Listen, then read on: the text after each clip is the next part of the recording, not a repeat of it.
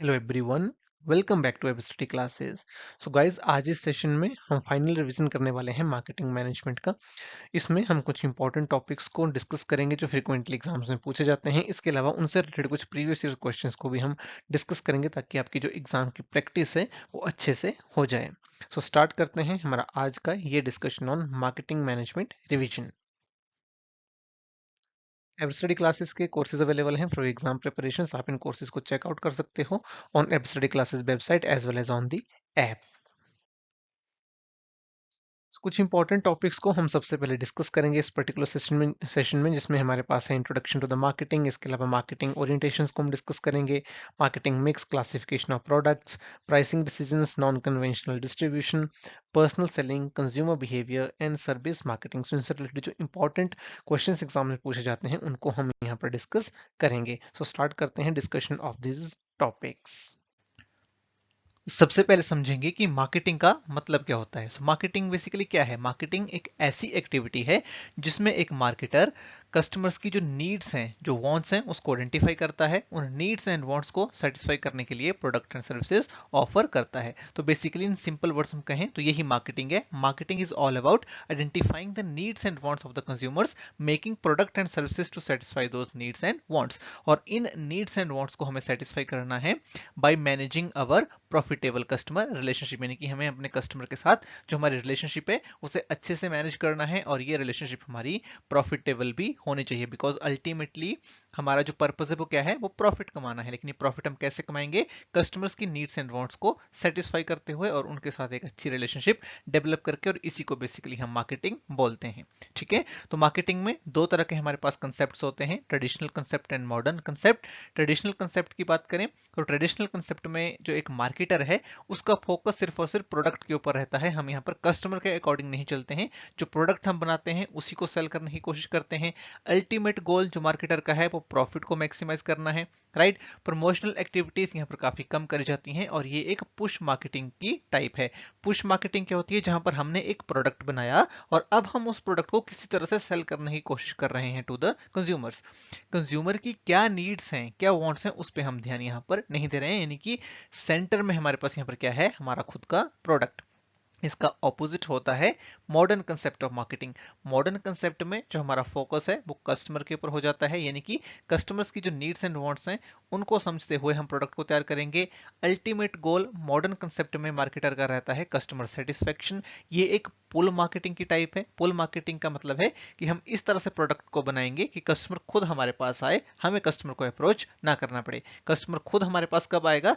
जब हम ऐसा प्रोडक्ट या सर्विस तैयार करेंगे जो कंज्यूमर की नीड्स एंड वांट्स को फुलफिल कर रहा होगा। और ये इंटीग्रेटेड मार्केटिंग को फॉलो करता है। यानी कि जितने भी हमारे पास मार्केटिंग के एक्टिविटीज हैं उनको एक साथ लेकर के हम चलेंगे। जितने भी हमारे मार्केटिंग के चैनल्स हैं वो एक तरह से काम करेंगे, सिमिलर गोल्स एंड ऑब्जेक्टिव्स को पूरा करने के लिए वो काम करेंगे। सो इंटीग्रेटेड मार्केटिंग कंसेप्ट को यहाँ पर फॉलो करा जाता है मॉडर्न कंसेप्ट में। नेचर ऑफ मार्केटिंग की बात करें तो देखिए, मार्केटिंग एक ह्यूमन एक्टिविटी है, क्योंकि जितनी भी मार्केटिंग की एक्टिविटीज हैं वो ह्यूमन ही कर रहे हैं। राइट, ह्यूमन ही उन्हें प्लान कर रहे हैं। राइट, कर तो हम टेक्नोलॉजी की हेल्प से भी रहे हैं लेकिन प्लान उनको ह्यूमंस ही कर रहे हैं। ह्यूमंस के लिए ही मार्केटिंग करी जाती है, तो इसलिए ये एक ह्यूमन एक्टिविटी होती है।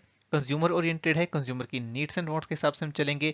ये एक आर्ट भी है और एक साइंस भी है। क्यों? क्योंकि हमें एक स्किल चाहिए मार्केटिंग को परफॉर्म करने के लिए, और इसके लिए हमारे पास कुछ मेथड्स हैं, कुछ स्पेसिफिक टेस्टेड मेथड्स हैं जिनको हम यूज करते हैं। तो इसलिए मार्केटिंग एक साइंस भी है। ये एक एक्सचेंज प्रोसेस है। हम कंज्यूमर को कुछ ना कुछ यहाँ पर प्रोवाइड कर रहे होते हैं और कंज्यूमर उसके बदले में हमें पे कर रहा है। राइट, सो हम वैल्यू यहाँ पर जनरेट कर रहे हैं। तो ये एक एक्सचेंज प्रोसेस है।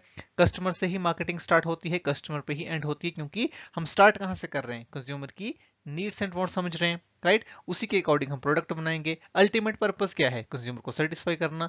सो मार्केटिंग कहां से स्टार्ट हो रही है? कस्टमर से ही स्टार्ट हो रही है, कस्टमर पे ही एंड हो रही है। यूटिलिटी मार्केटिंग क्रिएट करती है। जिस टाइम पर आपको प्रोडक्ट चाहिए उसी टाइम पे मिलता है, जहां चाहिए वहीं मिलता है। सो टाइम एंड प्लेस यूटिलिटी की आपको प्रोवाइड करता है।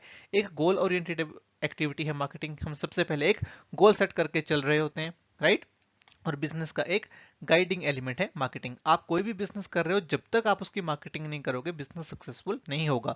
आपका प्रोडक्ट कितना भी अच्छा क्यों नहीं है, आपकी सर्विस कितनी भी अच्छी क्यों नहीं है, जब तक कंज्यूमर को पता नहीं होगा उसके बारे में, कंज्यूमर उसको परचेज नहीं करेगा। और कंज्यूमर को हम पता लगाएंगे कैसे? अवेयर कैसे करवाएंगे? With the help of marketing. Right. तो हम बात करें टाइप्स ऑफ मार्केटिंग एंटिटीज की, यानी कि किन किन एंटिटीज की हम मार्केटिंग कर सकते हैं। तो किन किन चीजों की मार्केटिंग हो सकती है, गुड्स की मार्केटिंग हो सकती है, सर्विसेज, इसके अलावा experiences, right, events, persons, places, properties, organisations, information and ideas, तो इन सभी की मार्केटिंग जो है वो करी जा सकती है। मार्केटिंग की प्रोसेस की बात करते हैं तो सबसे पहला स्टेप मार्केटिंग में हमारे पास आता है अंडरस्टैंडिंग द मार्केट प्लेस। सबसे पहले हमें समझना होता है उस मार्केट को जहां पर हम ऑपरेट करने वाले हैं। मार्केट को समझने के बाद हम समझेंगे कंज्यूमर की नीड्स एंड वांट्स को, कि कंज्यूमर क्या चाहता है, किस टाइप का प्रोडक्ट, किस तरह की सर्विस कंज्यूमर चाहता है, राइट। उसके बेस के ऊपर we will design a customer driven marketing strategy, हम मार्केटिंग स्ट्रेटेजी बनाएंगे, राइट।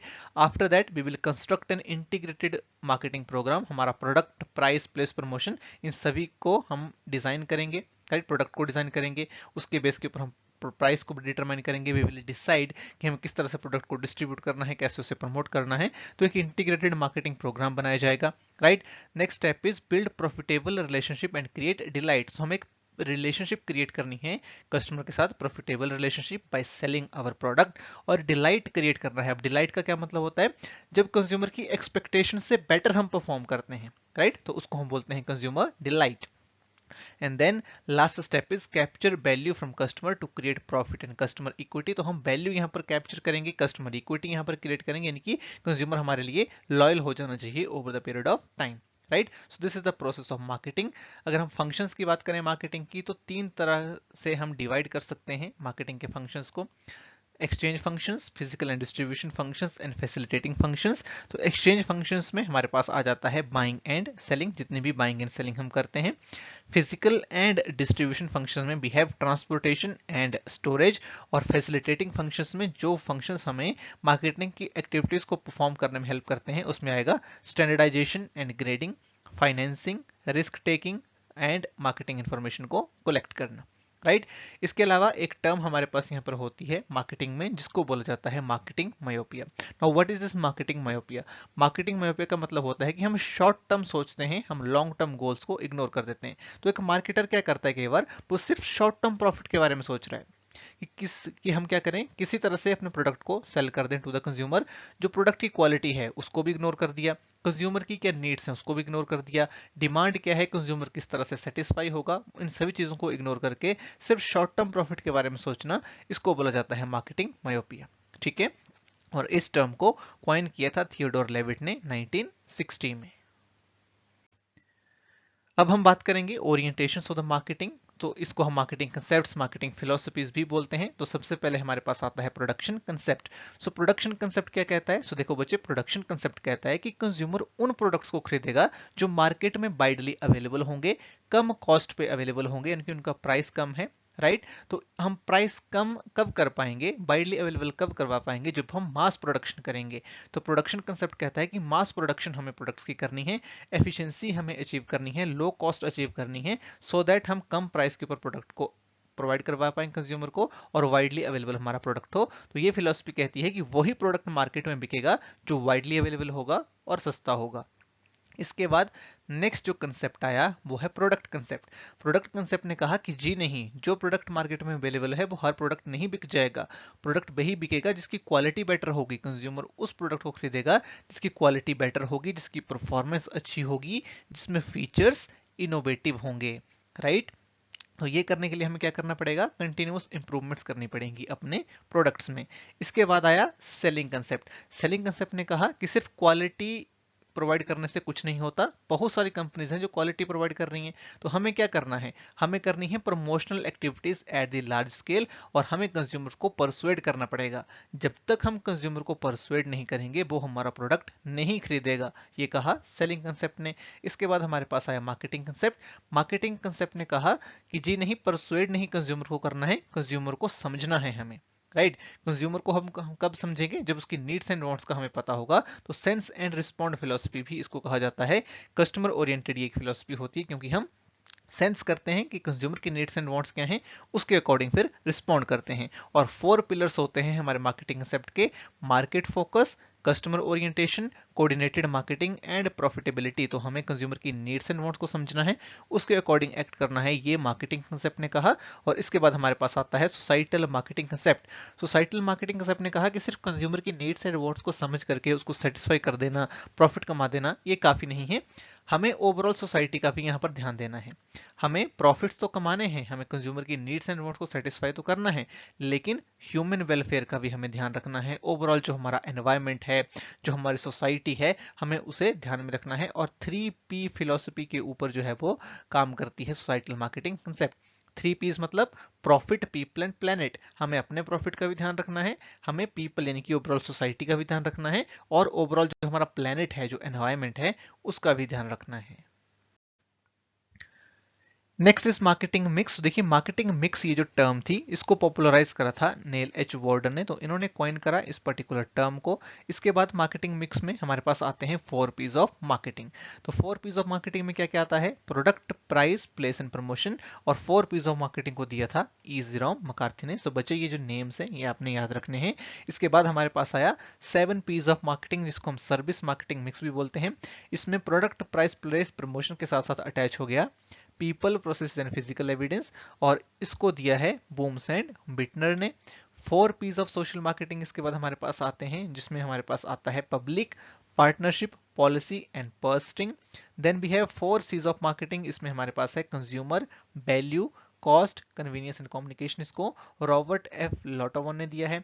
इसके अलावा एक और 4 C's ऑफ मार्केटिंग है हमारे पास, जिसको फिलिप कोटलर ने दिया है, choice, convenience, cross device, creative sequence. 4 A's of marketing है, जिनको जगदीश सेठ एंड डॉक्टर राजेंद्र सिसोदिया जी ने दिया है।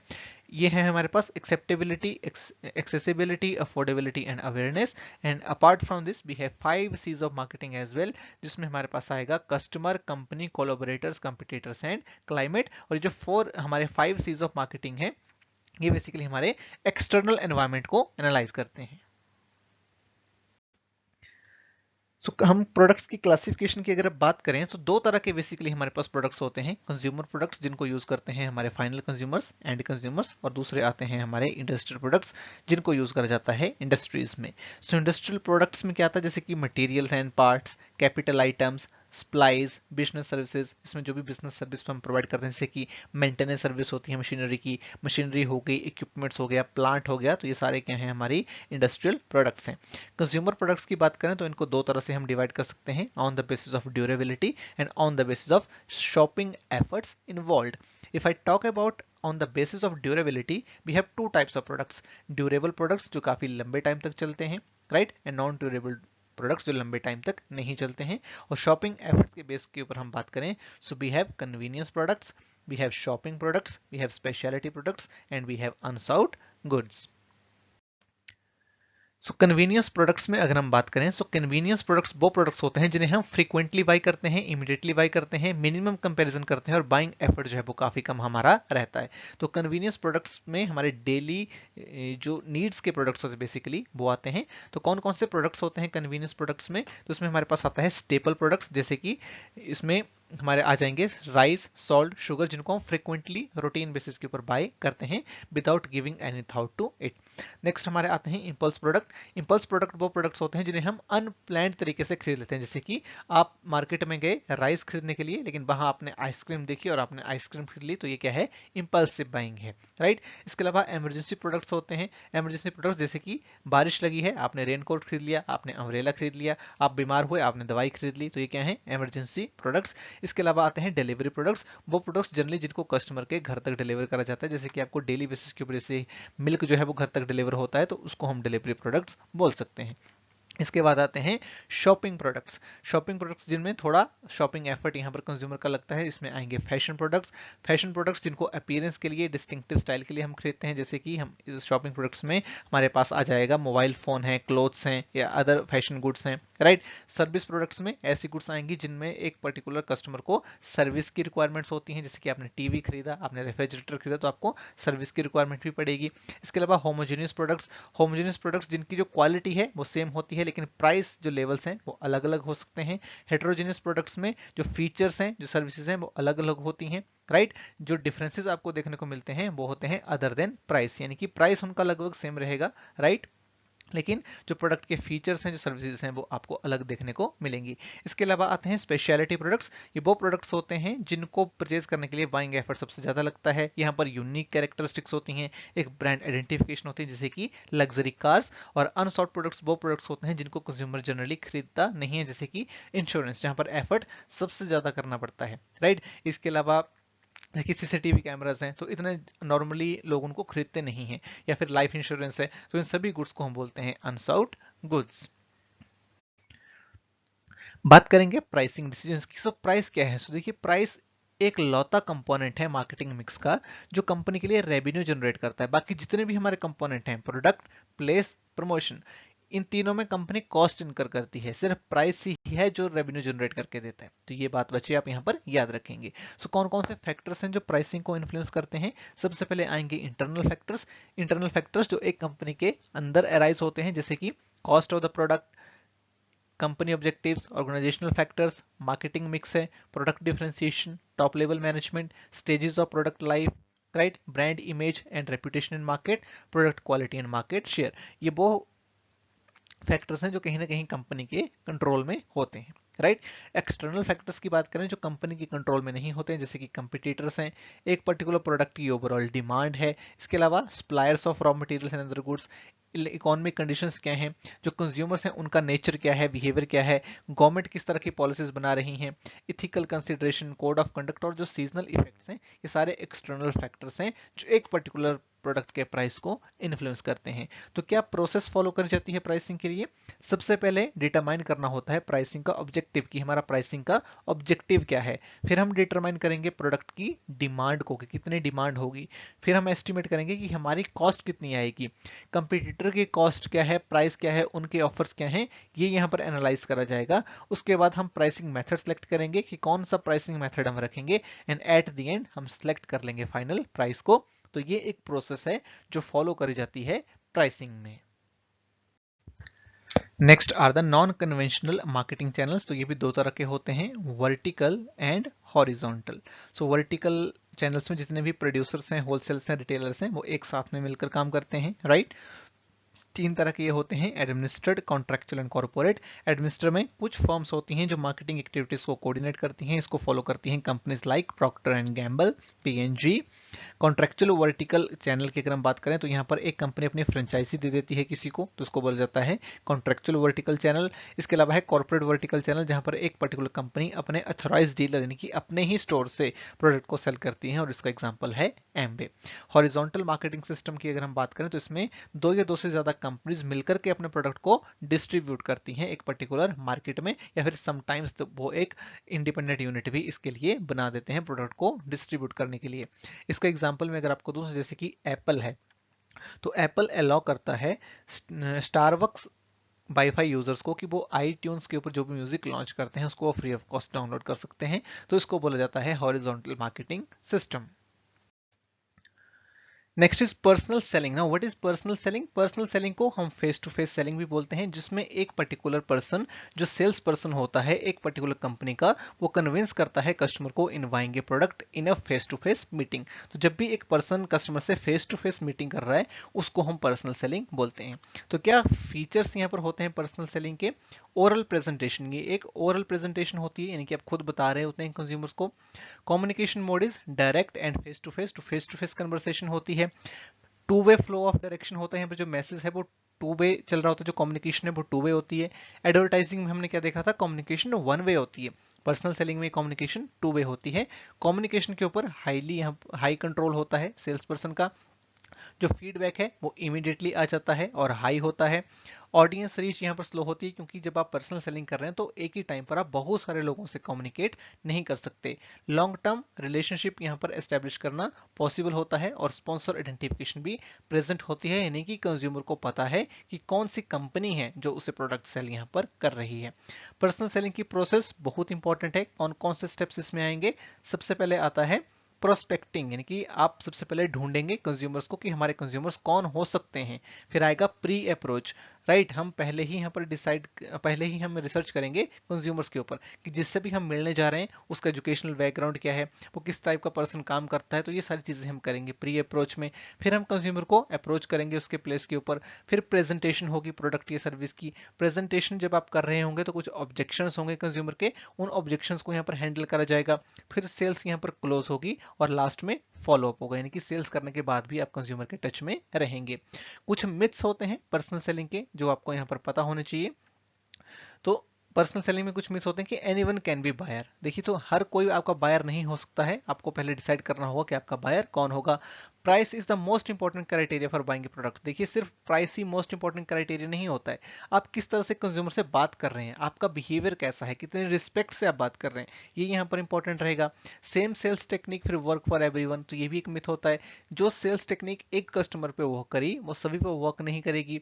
Finishing the selling process as soon as possible, तो जितना जल्दी आप सेल्स को फिनिश करेंगे उतना यहाँ पर सही रहेगा, ये भी एक मिथ है, ऐसा नहीं होता है। तो जितना टाइम एक कंज्यूमर ले रहा है प्रोडक्ट को समझने के लिए उतना टाइम आपको उसको देना चाहिए।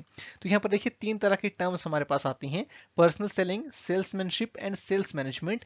इनका डिफरेंस भी आपको पता होना चाहिए। तो पर्सनल सेलिंग क्या है? Personal selling is basically an act of engaging with customers to persuade them to buy the product, यानी कि फेस टू फेस एक पर्टिकुलर कस्टमर के साथ मीट करना, एंगेज करना है कस्टमर को प्रोडक्ट खरीदने के लिए, इस personal selling. Now what is salesmanship?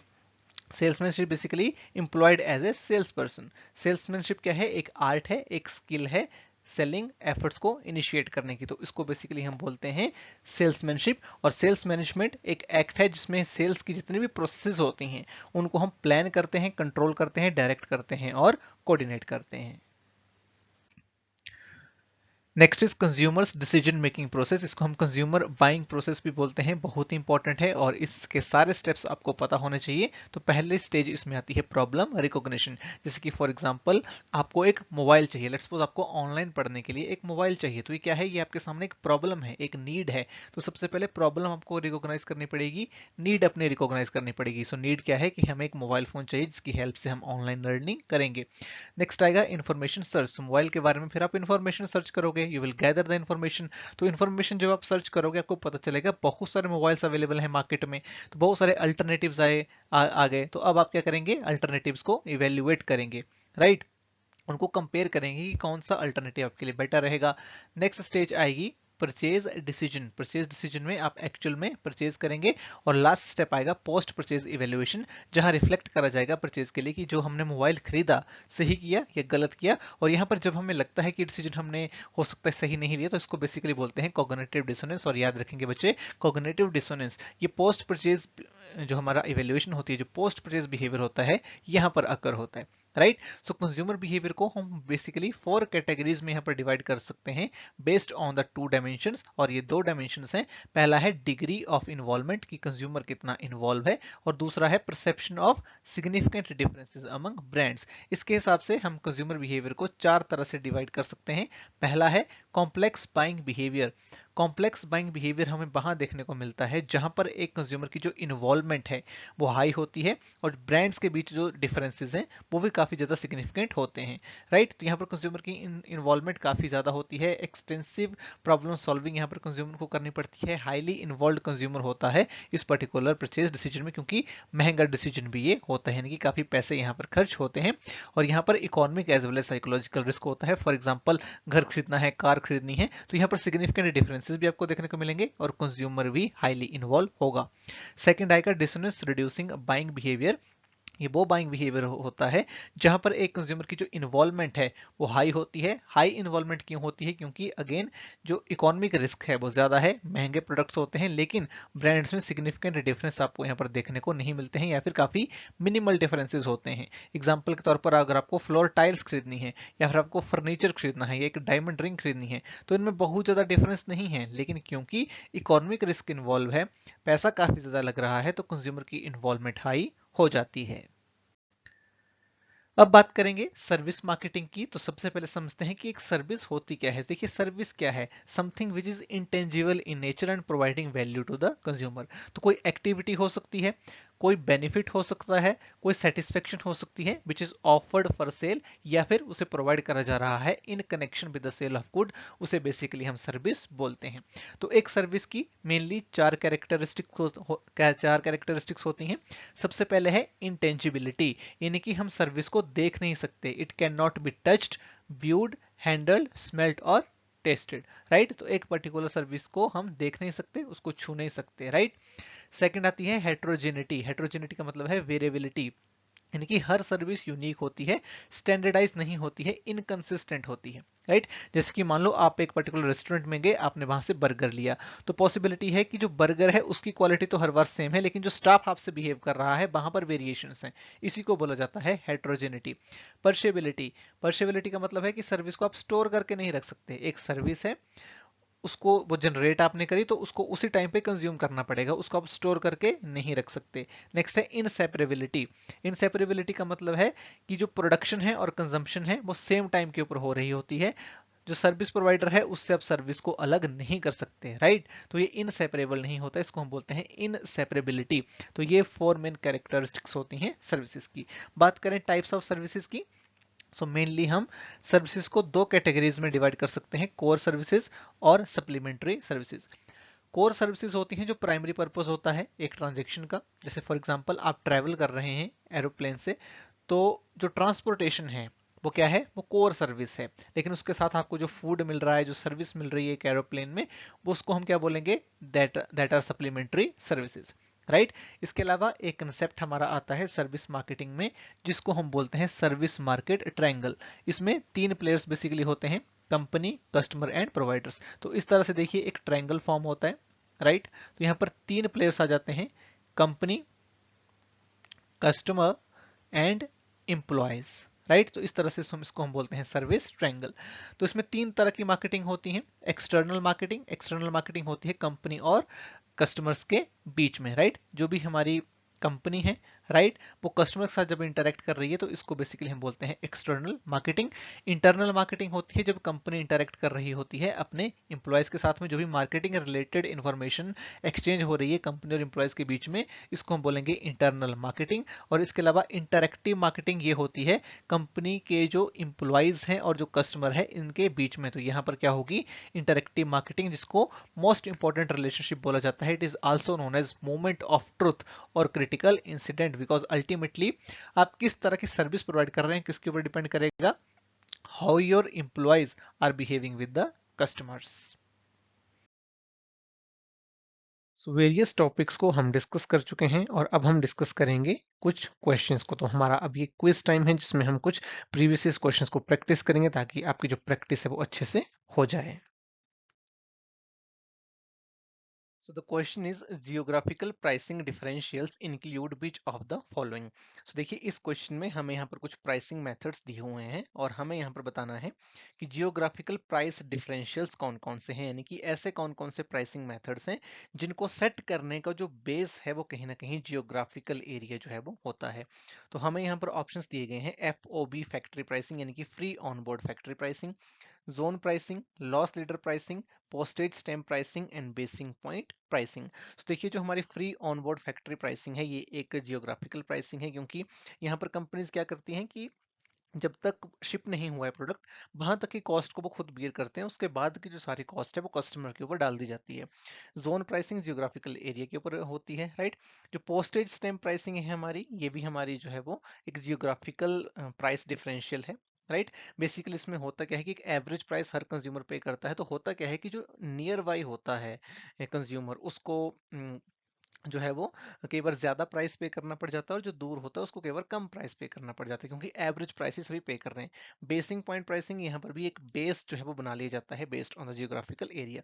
लेकिन जो हमारी लॉस लीडर प्राइसिंग है ये एक हमारी प्रमोशनल प्राइसिंग है, तो सी को हम ऑप्शन से निकाल देंगे। हमारा राइट आंसर यहाँ पर होगा option number A B D E, जो हमारा दिया है ऑप्शन नंबर 3 में। Right answer here would be option number 3। Next question is the term marketing myopia was coined by. तो एक बहुत ही इंपॉर्टेंट ये हमारी टर्म है मार्केटिंग में, और फ्रिक्वेंटली इस टॉपिक के ऊपर जो क्वेश्चन है वो एग्जाम में पूछा जाता रहा है, इसके मीनिंग के ऊपर भी और इस टर्म को क्वाइन किसने किया था इसके ऊपर भी। तो यहाँ पर हमारे पास चार ऑप्शन हैं। फर्स्ट है Philip Kotler, second is Gary Armstrong, third is Peter Drucker and fourth is Theodore Levitt. तो ये बहुत ही इजी क्वेश्चन है। इस क्वेश्चन का हमारा राइट आंसर होगा option number 4 which is Theodore Levitt. तो थियोडोर लेविट ने मार्केटिंग मायोपिया इस पर्टिकुलर टर्म को कॉइन किया था।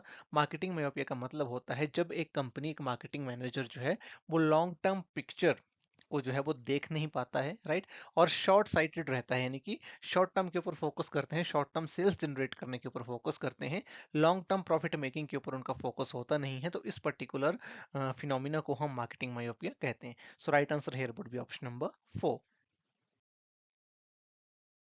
Next question is arrange the following stages of adoption process in correct order. तो हमें यहाँ पर जो है वो 5 स्टेप्स दिए हुए हैं, 5 ऑप्शन एक तरह से हमारे पास। तो जो कंज्यूमर की जो एडॉप्शन प्रोसेस होती है, यानी कि जब भी वो एक प्रोडक्ट को या उस प्रोडक्ट से रिलेटेड कोई फिनोमिना है, कोई इन्फॉर्मेशन उसको अडॉप्ट करता है, तो कौन कौन से स्टेजेस को वो फॉलो करता है।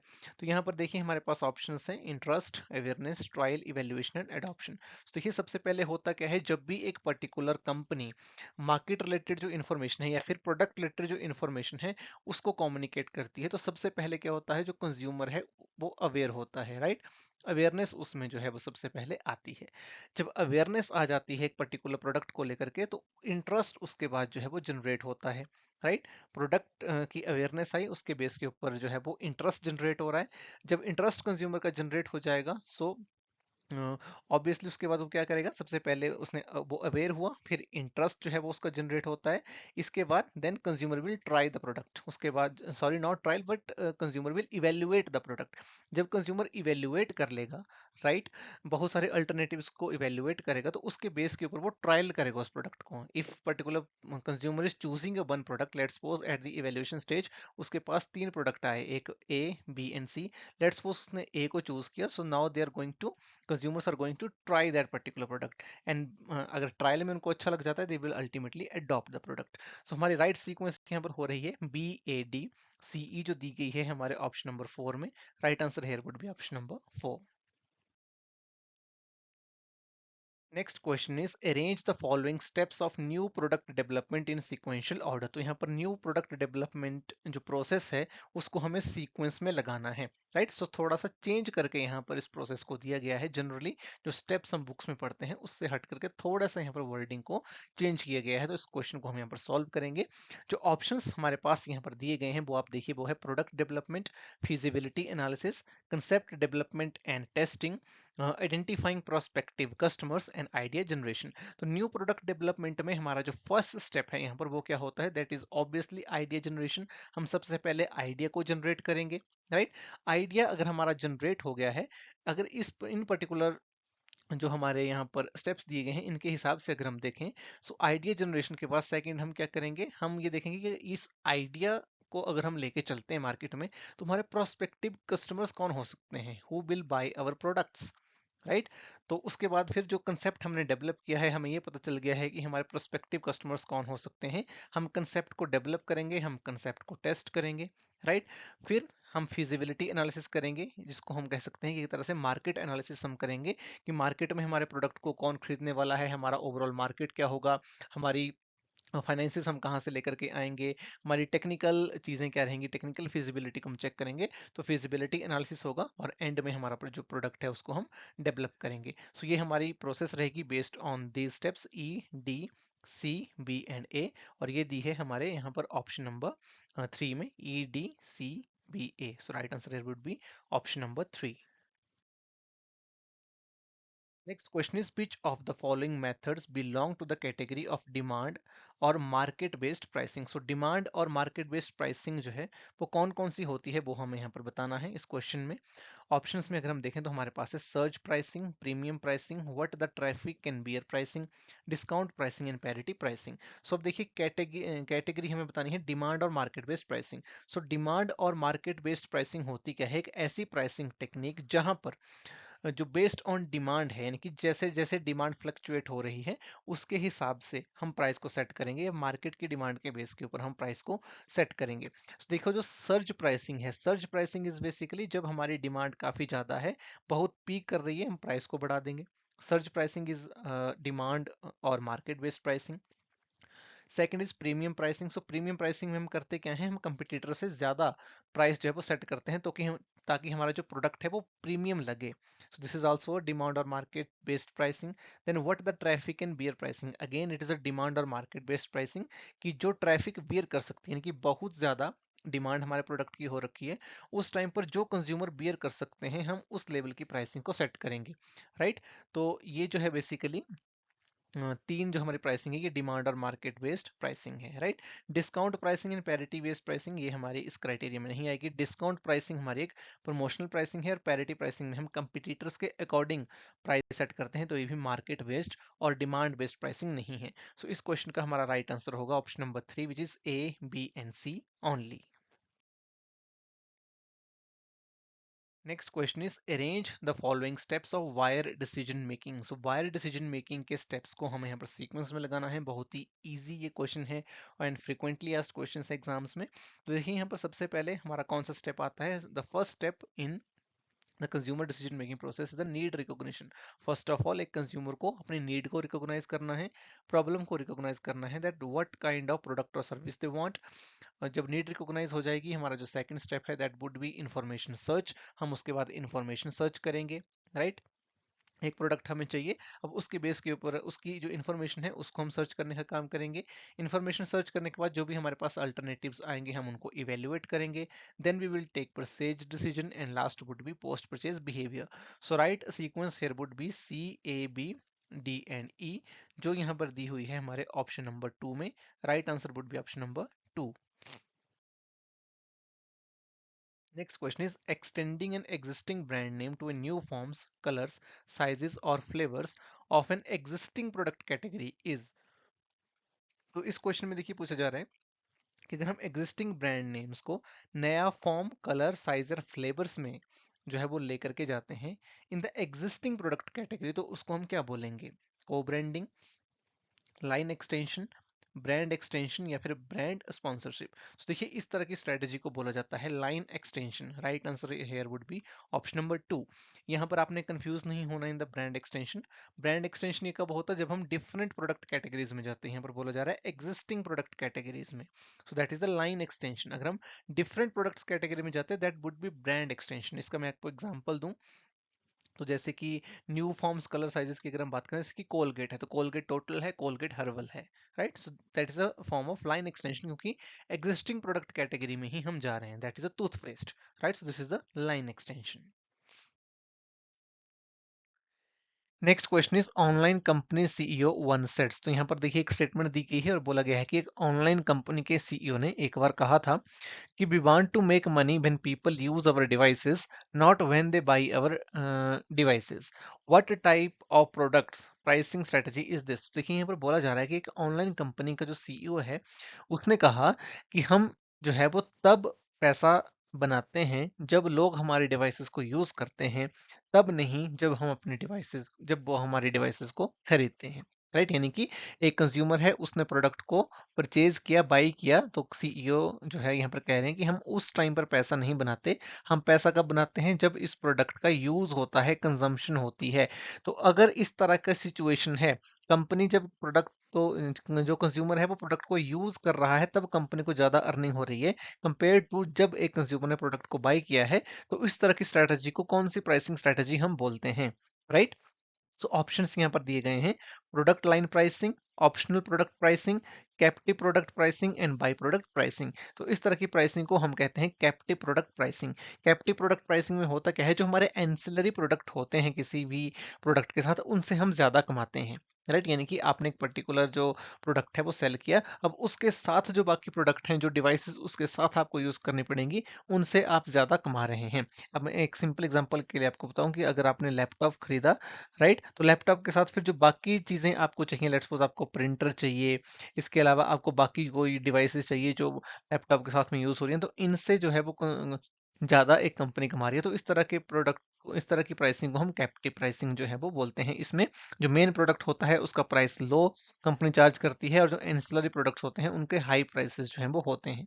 तो इसलिए हमारा यहाँ पर राइट आंसर हो जाएगा option number C, captive product pricing. Next question is CRM is a combination of business strategies that help to build a long lasting relationship। तो देखिए CRM की बात करी जा रही है, यानी कि कस्टमर रिलेशनशिप मैनेजमेंट। बोला जा रहा है कि बहुत सारी बिजनेस स्ट्रेटेजी का कॉम्बिनेशन होता है CRM, जो लॉन्ग लास्टिंग रिलेशनशिप बिल्ड करने में हेल्प करता है। किन के बीच में? Between companies and directors, between managers and customers, between employees and customers, या फिर बिटवीन कंपनीज एंड कस्टमर्स। तो देखिए CRM में कंपनीज का जो फोकस है वो क्या होता है कि जो कंज्यूमर्स से रिलेटेड डेटा है, जो कस्टमर से रिलेटेड डेटा है, उसको कलेक्ट करें, वो उसको एनालाइज करें, और जिसकी हेल्प से वो एक लॉन्ग लास्टिंग रिलेशनशिप जो है वो अपने कस्टमर्स के साथ बना सकें। सो CRM असिस्ट करता है building long lasting relationship between companies and customers. Right answer will be option number D. Next question is given below are two statements. तो दो स्टेटमेंट्स हमारे पास देखिए दी गई हैं। स्टेटमेंट वन है only low priced products will sell in rural areas, and statement two is rural consumers are homogeneous lot. तो देखिए सिर्फ लो प्राइस्ड प्रोडक्ट्स ही रूरल एरियाज में सेल नहीं होते हैं, हाई प्राइस्ड प्रोडक्ट्स भी सेल हो सकते हैं। तो ये जो ओनली वर्ड है ये इस पर्टिकुलर स्टेटमेंट को गलत कर रहा है, तो ये स्टेटमेंट हमारी गलत हो जाएगी। और जो रूरल कंज्यूमर्स हैं हमारे वो हेट्रोजीनियस होते हैं, ना कि होमोजेनियस, तो ये स्टेटमेंट भी हमारी गलत हो जाएगी। राइट आंसर यहाँ पर होगा option number two, both statements one and two are incorrect. Next question is the characteristics of online and social media marketing are. तो online and social media marketing की कैरेक्टरिस्टिक्स क्या होंगी ये हमें यहाँ पर बताना है। देखिए ऑप्शंस में दिया गया है personal, rich, timely, interactive and up to date. तो देखिए ऑप्शंस में दिया गया है ACD only, ADE only, B&E only, या फिर BDE ओनली। तो देखिए जो सोशल मीडिया हमारी मार्केटिंग होती है इसकी अगर हम बात करें तो देखिए रिच भी होती है, ये इंटरएक्टिव भी होती है, और अप टू डेट भी होती है। तो देखिए डी और ई तो इनएविटेबल है, ये तो आएगा ही, राइट। इसके अलावा सोशल मीडिया जो मार्केटिंग है ये हमें काफी रिच भी देखने को मिलती है। ये लेकिन जो सोशल मीडिया मार्केटिंग है इसको आप ये भी बोल सकते हो कि कहीं ना कहीं पर्सनल भी हो सकती है, लेकिन पर्सनल जरूरी नहीं है। ये जो ए है ये पार्शियली करेक्ट होगा। टाइमली भी देखिए यहाँ पर नहीं आएगा। जो राइट आंसर हमारा बनेगा that will be option number four, that is BDE only. यही आंसर हमारा ऑफिशियल आंसर की अकॉर्डिंग करेक्ट होगा। बाकी देखिए जो ऑप्शन है टाइमली एंड पर्सनल, कहीं ना कहीं इनके ऊपर एक क्वेश्चन मार्क हमारा आ जाएगा। पर्सनल जरूरी नहीं है हो, social media marketing, online marketing personal हो सकती है, लेकिन जरूरी नहीं है कि हो, इसलिए हम इसको हटा देंगे। और जरूरी नहीं है कि आप एक्यूरेटली टाइम कर पाओ online and social media marketing को, इसलिए इसे भी हम हटा देंगे। टाइम कर सकते हो लेकिन जरूरी नहीं है। लेकिन interactive, up to date and rich, ये तीनों तो जो मेन कैरेक्टरिस्टिक्स हैं हमारे ऑनलाइन सोशल मीडिया मार्केटिंग के। Rich, interactive, up to date हमारी ऑनलाइन सोशल मीडिया मार्केटिंग होती है, इसलिए हमें BDE ओनली के साथ जाना पड़ेगा। राइट आंसर हमारा हो जाएगा option number four. Next question is arrange the following service gaps as per cervical approach in the logical sequence। तो देखिए यहाँ पर जो सर्विकल मॉडल है हमारा सर्विस क्वालिटी का, उसमें जो गैप्स दिए हैं, सर्विस गैप्स दिए हुए हैं, उनको हमें सीक्वेंस में यहाँ पर लगाना है। तो देखिए जो पहला गैप यहाँ पर सर्विकल मॉडल में होता है उसको हम बोलते हैं नॉलेज गैप। तो कौन सा स्टेटमेंट नॉलेज गैप को रिप्रेजेंट कर रही है? सो नॉलेज गैप को जो स्टेटमेंट रिप्रेजेंट कर रही है वो है B, the gap between customer expectations and management perception. इसके अलावा हम बात करें गैप टू की, तो गैप टू यहाँ पर होता है policy gap. Policy gap represent कर रहा है स्टेटमेंट नंबर डी को, the gap between management perception and service quality specification. Third gap की अगर मैं बात करूं तो थर्ड गैप हमारा होता है डिलीवरी गैप। डिलीवरी गैप देखिए स्टेटमेंट ए में दिया गया है, the gap between service quality specification and service delivery. इसके अलावा फोर्थ गैप की बात करें तो वो होता है कम्युनिकेशन गैप, जो मेंशन है स्टेटमेंट नंबर ई में, जहां बोला जा रहा है the gap between service delivery and external communication. और जो लास्ट हमारा गैप सर्विकल मॉडल में होता है वो होता है कस्टमर गैप, जो दिया गया है स्टेटमेंट सी में, the gap between perceived service and expected service. तो राइट सीक्वेंस हमारी यहाँ पर हो जाएगी, पहले आएगा बी, फिर आएगा डी, देन ए, उसके बाद ई एंड देन सी। और ये दिया गया है हमारे ऑप्शन नंबर टू में, BDAEC। Right answer will be option number two. Next question is which of the following are direct sellers in India. तो इस क्वेश्चन में हमें बताना है कि इंडिया में डायरेक्ट सेलर कंपनीज कौन कौन सी हैं। सो आपकी जनरल अवेयरनेस को बेसिकली यहाँ पर टेस्ट किया जा रहा है। सो ऑप्शंस में अगर हम देखें तो वो है Herbalife international India, Lakme products India, Modicare, Amway India enterprises and Avon beauty products India. सो हम डायरेक्ट सेलर्स की बात करें तो वो हमारे हैं बेसिकली हर्बालाइफ। लैक्मे प्रोडक्ट्स हमारा डायरेक्ट सेलर नहीं है, right. Lakme basically is a brand of HUL. Then we have Modi Care, it's also a direct seller. Then we have Ambe and Avon. So A, C, D, E जो दिया है option number 2 में, ये हमारे basically direct sellers हैं India में। Right answer would be option number 2। Next question हमारा match the following type का क्वेश्चन है। हमें यहाँ पर मोड ऑफ कम्युनिकेशन दिया हुआ है, दूसरी तरफ हमारे पास कम्युनिकेशन प्लेटफॉर्म है, हमें इनको यहाँ पर मैच करना है। सो एडवर्टाइजिंग है, sales promotion, word of mouth marketing, personal selling, और दूसरी तरफ है blogs, brochures and booklets, sales meetings and contests. तो देखिए एडवर्टाइजिंग जो मोड ऑफ कम्युनिकेशन है उसके लिए कौन से कम्युनिकेशन प्लेटफॉर्म का हम यूज करेंगे। तो देखिए एडवर्टाइजिंग के लिए ब्रोशर्स एंड बुकलेट्स का हम यूज करते हैं। सेल्स प्रमोशन के लिए कंटेस्ट्स का यूज यहाँ पर करा जाता है, right. Word of mouth marketing किसके थ्रू होती है, ब्लॉग्स के थ्रू होती है, राइट। और पर्सनल सेलिंग, सेल्स मीटिंग। सो ये हमारा यहाँ पर मोस्ट एप्रोप्रिएट मैच बनेगा। राइट आंसर देखिए इस क्वेश्चन का हमारा हो जाएगा, ए के साथ हम मैच कर रहे हैं 2 को, बी के साथ हम मैच कर रहे हैं 4 को, राइट। सी के साथ हम मैच कर रहे हैं 1 को, और डी के साथ मैच कर रहे हैं हम 3 को। तो ये जो हमारा कॉम्बिनेशन है ये दिया गया है ऑप्शन नंबर 2 में। सो राइट आंसर हमारा यहाँ पर हो जाएगा ऑप्शन नंबर 2। ठीक है। Next question is sequence the innovation adoption process that consists of 5 stages which potential consumers pass through while attempting to arrive at a decision to try or not to try an innovative product. So देखिए information adoption process को हमें यहाँ पर sequence में लगाना है जिसका consumers use करते हैं ये decide करने में कि एक नए product को, एक नए innovative product को हमें use करना है या फिर नहीं करना है, right? तो यहाँ पर ऑप्शंस हमारे पास दिए गए हैं, 5 ऑप्शंस हैं, हमें करेक्ट सीक्वेंस में इनको लगाना है। तो देखिए सबसे पहला स्टेप क्या होता है कंज्यूमर इनोवेशन एडॉप्शन प्रोसेस में, अवेयरनेस। तो अवेयरनेस कहाँ दिया गया है, ऑप्शन नंबर ई में। Consumer gets aware about existence of innovation, consumer aware होता है about the existence of innovation. तो पहला स्टेप हमारा होगा ई।